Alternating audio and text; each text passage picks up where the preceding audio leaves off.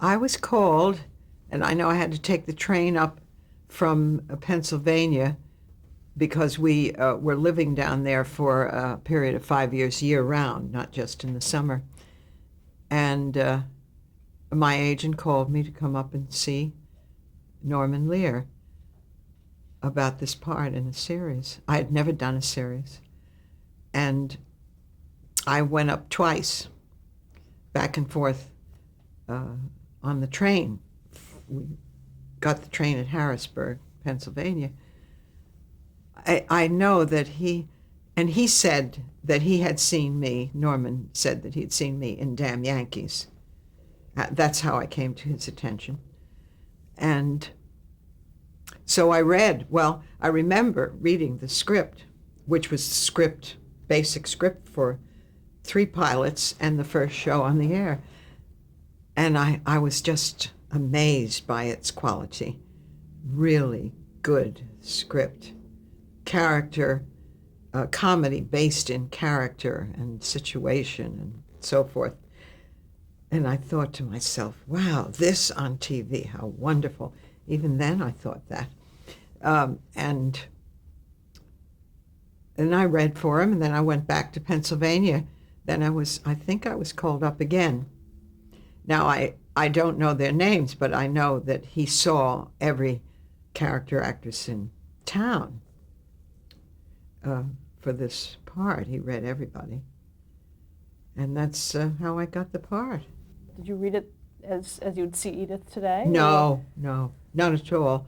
Now, of course, we had nothing to go on. There's a little bit postlude to tell you about this subject in a moment, but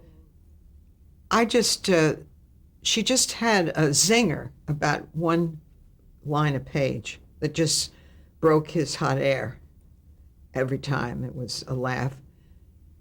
And so I think I said it in quite a wry and wise manner, knowingly, zinger. Burst his bubble. And that's the way I played the pilots, and which became the first show. Because I had nothing else to base on. You don't know, what comes later. You don't know much about these parts. But I tried to find it in what she was doing in that play. But the character evolved in the first 13 weeks, as it did for all of us. And she evolved into this woman. I didn't even use the nasal quality in my voice in that first reading. No. We saw one episode of the English series called Till Death Do Us Part, and that wonderful actress who played the wife was as abrasive as Archie, as whatever his name was in the series, just as abrasive. And so that was a hint. We only saw one episode. That was a hint about how to go with this.